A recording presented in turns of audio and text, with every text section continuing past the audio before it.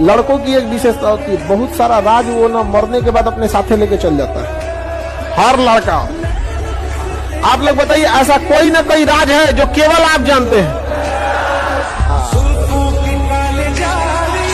Sir का video आप लोग देखते होंगे, वो सर हमारे हमेशा बोलते हैं कि लड़कियों को थोड़ा झुक के रहना चाहिए। तो क्या हो गया, थोड़ा झुक लेंगे, क्या दिक्कत है?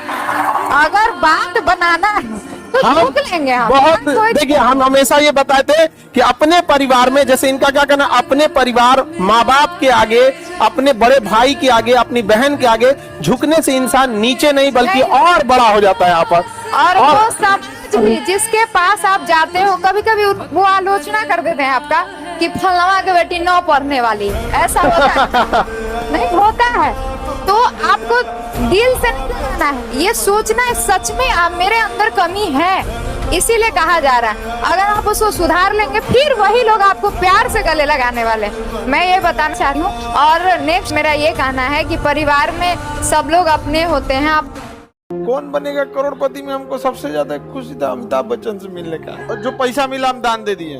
हम लोग का जब शूट हुआ था वो तीसरा शूट था दिन का, तो हम लोग का शाम में था, रात में जो स्टेजवा पे खड़ा था आदमी, उस शीशा का था, नीचवा से लाइट जल। फूलन देवी एक छोटी जाति से आती थी, समझा गए, मल्लाह जाति से। तो वहां पर उनको ना बड़े जाति के लोगों ने बहुत सताते थे वहां पर। तो एक तो क्या हुआ ना कि वो जब छोटी उम्र की थी, 14-15 साल की, एकदम छोटी, उसी समय उनका बियाह 40 साल के आदमी से करा दिया गया। एक बार तो ये हुआ, और दूसरा बड़े जाति वालों ने उनको बहुत सताया।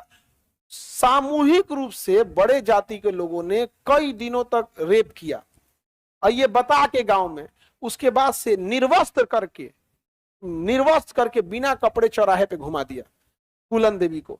फूलन देवी ना कही कि अब जी के कोई फायदा नहीं है, हथियार उठा ली फूलन देवी। वहां पे कहते हैं गरज उठी थी वो बीहड़ में, वो बंदूक पुरानी थी, नाम था उसका फूलन देवी, वो चंबल की रानी थी। पुलिस के नाक में दम कर दी थी एक बार। अगर आप लाल पीला हरा से बचना चाहते हैं, कितना लोग बचना चाहते हैं, हाथ उठाओ। बाप रे, सब लड़का बचना चाहता है, लड़कियां नहीं बचना चाहती। कहते नहीं, यही तो है जो हमको आइसक्रीम उस्क्रीम खिलाता है। देखो, इससे बचने का एक सिंपल सा तरीका बताते हैं आपको। आप नजर से नजर मत मिलाओ, और अगर कोई नजर से नजर मिल गया तुरंत हटाओ नजर वहां से। ये ससुरा शुरू होता है अखिया से, इससे शुरू होता है आंख से, इसलिए नजर पड़े तुरंत नजर घुमा लीजिए यहाँ से। अगर सारा कांड क्या होता है, जहां 5-6 सेकेंड आप देख लिए, जहां 5-6 सेकेंड देख लिए, तो उधर वाला क्या करेगा, ऐसे हाथ ऐसे बाल इधर से इधर करेगा, एक बाल इधर से इधर करेगा, न जाने कितनों की जिंदगी बर्बाद कर दी। इसलिए आपको बचना है और देखना ही नहीं है। देखिए, आईक्यू लेवल क्या होता है? अच्छा क्वेश्चन है। आपकी लाइफ में बहुत सारे टीचर आए होंगे, कुछ टीचर आपको नोट्स खोल के पढ़ाते हैं, कोनो किताब नहीं। टीचर को देखिएगा ना, ऐसे किताब लेके रखे रहेंगे, इसमें देख के पढ़ा देंगे। बाबू देखो, नर्वस सिस्टम का 2 पार्ट होता है, 2 ना 3 होता है, नर्वस सिस्टम का 3 पार्ट होता है। तो ये ऐसे लोगों का आईक्यू लेवल कम है। लेकिन कुछ लोगों को देखेंगे आप, उनको किताब से मतलब नहीं होता। हम लोग को क्या है भैया, दिन रात पढ़ाते आदमी पगला जाता है। इसलिए आप कोई नींद में भी पूछेगा, खान सर स्वायत्त तंत्रिका तंत्र किसे कहेंगे? स्वायत्त में कुछ नहीं आएगा, ये आ जाएगा आपका सिंपैथेटिक और पैरासिम्पैथेटिक, बस यही आ जाएगा। आज ऐसा जीव है जो जितने भी संघर्ष में सबसे ज्यादा संघर्ष करने वाला पक्षी है। ये बाज को ना, जब बारिश होता है ना, बारिश, तो बाज कहता है कि हमको भिगाएगा, हमको उड़ना चालू करता है, और बादलों को चीर के बादल के ऊपर चला जाता है। बारिश नीचे होता है, तब तक उड़ते रहता है जब तक बारिश बंद नहीं हो जाता है। उसके बाद आता है, कहता है कि समस्याओं से हम डर जाएंगे, हमसे समस्या डरेगा।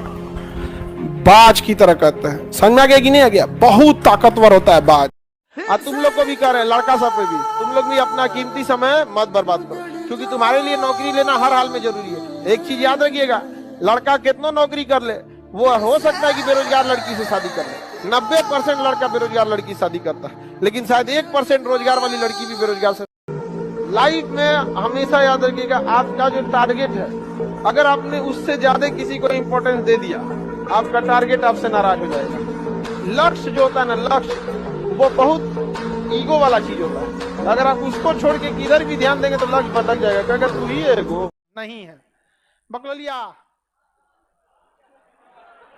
ये च्युइंगम वाली ऐसे बैठ के सामने बैठ के यहाँ च्युइंगम खाएंगे के बाद कहेंगे घर वाला हम लोग को पढ़ने नहीं भेजता है, बियाह करा के भेज देता है। इनको पटना भेजे पढ़ने के लिए, क्लासों में बैठ के च्युइंगम खाएंगे, आधा बाहर निकाल गए। बेवकूफ कहेंगी। मैं यहाँ 69 बैच में बीपीएससी जो शुरू हुआ था उस टाइम यहाँ पे आया था, तो 11,000 फीस देके मैं पढ़ा था। उस टाइम मेरे पास इतना पैसा नहीं था कि 60,000 70,000 1 लाख रुपए देके कहीं पे और जाके, हिम्मत ही नहीं था ना, मेरे परिवार को बोलने का हिम्मत नहीं था कि हमको 1 लाख रुपया दीजिए, 60,000 रुपया दीजिए, क्योंकि सबका फैमिली का कंडीशन वही होता है। तो जैसे ही 11,000 हुआ, यहाँ आए, एक से एक क्वालिटी टीचर से पढ़ने को मिला, सीखने को मिला कि पढ़ाई कैसे किया जाता है। तो आप लोग भी सीखिए।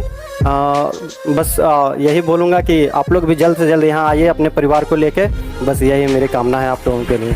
जय हिंद। इतना कम उम्र में नौकरी हुआ, इतना बोल्ड बोलते हैं आप, गजब है जी एकदम। हाँ, ये टीचर उचर मत बन जाइएगा जी आप। लेकिन बहुत अच्छा है। आज तक एक चीज देखें, पढ़ने वालों का रिजल्ट उतना नहीं होता जितना रिवीजन करने वालों का होता है। आप रेगुलर रिवीजन करेंगे ना, आप यकीन मानिए एक सब्जेक्ट के लिए दिन में 15 मिनट बहुत। एक दिन सोचिए कि आज हम भाग 1 से भाग रिवीजन करेंगे, बस एक सरसरी निगाह से उसको देखते आएंगे, हमेशा दिमाग में रहेगा। और अगर गलती से भी आपने 1 महीना छोड़ दिया ना, तो फिर आपको रिवीजन के लिए भी 1 घंटा देना। अगर डेली 15 मिनट आपके लिए निकालते हैं, आपको कोई दिक्कत नहीं। और जहाँ इसको छोड़िएगा हमेशा के लिए। माइनिंग से जो कोयला निकलता है बहुत टफ है, उसमें बहुत लोग की जान चल जाती है, फंस गया, मजदूर करके मर जाते हैं। सिंपल एक रास्ता है कामयाब होने का, वक्त। मेहनत वहनत कुछ नहीं, कुछ मेहनत नहीं, समय दीजिए। समय, आप दुनिया में किसी को समय दीजिए, वो आपका होगा। आपको फिजिक्स समझ नहीं आ रहा है, कोई टीचर आपको बिलीव नहीं कीजिएगा ना, टीचर के पास मत। फिजिक्स का कोई चैप्टर नहीं आ रहा है, ससुराल का 10 दिन तक रीडिंग मारिए। आप 10 दिन बाद ससुराल समझ में आए ना आए, लेकिन पूरा बना देंगे आप।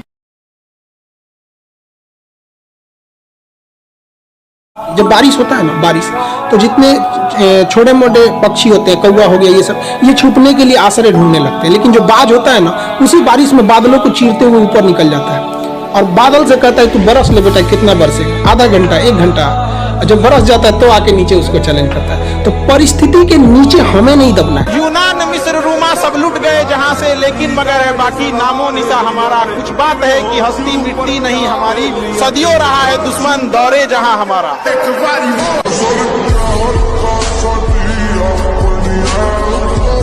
नौसेना सबसे तगड़ी थी। हमारे यहाँ कई सारे बंदरगाह जहाज निर्माण के केंद्र, जिसमें कलकत्ता का फेमस गार्डन रिच शिपयार्ड, इसमें छोटे साइज की जहाजें बनती हैं और नौसेना के लिए फ्रीगेट वगैरह जहाजें बनती हैं। देखिए, जहाजों की कैटेगरी होती है नौसेना में। सबसे छोटी जहाजी को कॉर्बेट कहते हैं। क्या कहते हैं? कॉर्बेट। ये क्लासरूम बराबर होती है, सब छोटी साइज की रहेंगी से क्लासरूम बराबर। इससे ऊपर जो जहाजें रहती है उसे फ्रीगेट कहते हैं। फ्रीगेट से बड़ी रहेगी डिस्ट्रॉयर। अगर मान के चलिए कॉर्बेट है, अगर वो 5000 टन पानी हटाती है, तो जितनी ज्यादा पानी हटाएगी उतनी बड़ी की साइज रहेगी। जैसे एगो चूहा को पानी में गिराएंगे तो कितना पानी हटाएगा? तनी सा। अगर भैंस कूदेगी तो छपाक मारेगा, यहाँ पे एकदम पूरा पानी उल्टा देगा यहाँ पे। तो जितना ज्यादा पानी हटाएगा साइज उतना बड़ा होगा। तो कॉर्बेट जो होता है लगभग 5000 टन पानी हटाता है, और फ्रीगेट जो होता है 10 से 15,000। डिस्ट्रॉयर होता है 20 से 30,000 टन पानी को क्या करता है? हटा देता है। ये बहुत बड़ा होता है। कौन सा? डिस्ट्रॉयर। और डिस्ट्रॉयर से ऊपर होते हैं सब विमान वाहक पोत। INS विक्रांत, वो तो सोच रहा पूरा भूत है, 45,000 टन पानी हटा देता है। प्रशांत किशोर की फाइट किसी से नहीं है, जनसुराज की फाइट एनडीए से है। इसलिए है कि एनडीए यहाँ की रूलिंग पार्टी है। पिछले लोकसभा में 176 विधानसभा क्षेत्रों में उनको बढ़त थी, तो स्वाभाविक तौर पर बढ़त लड़ाई उन्हीं से है।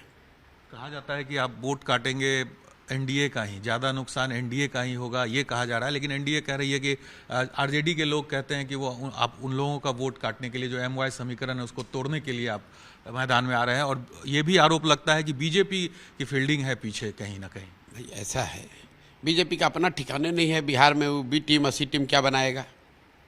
बीजेपी का अपना ठिकाना नहीं है, ना नीति है, ना नेता है, ना कोई प्रयास है, ना कोई जानता है। बीजेपी के नेता को कौन जानता है बिहार में? यहाँ मोदी जी को हटा दीजिए तो बीजेपी के प्रदेश अध्यक्ष हैं दिलीप जायसवाल जी, किसी गांव में खड़ा कर दीजिए, 10 आदमी जानता है उनको।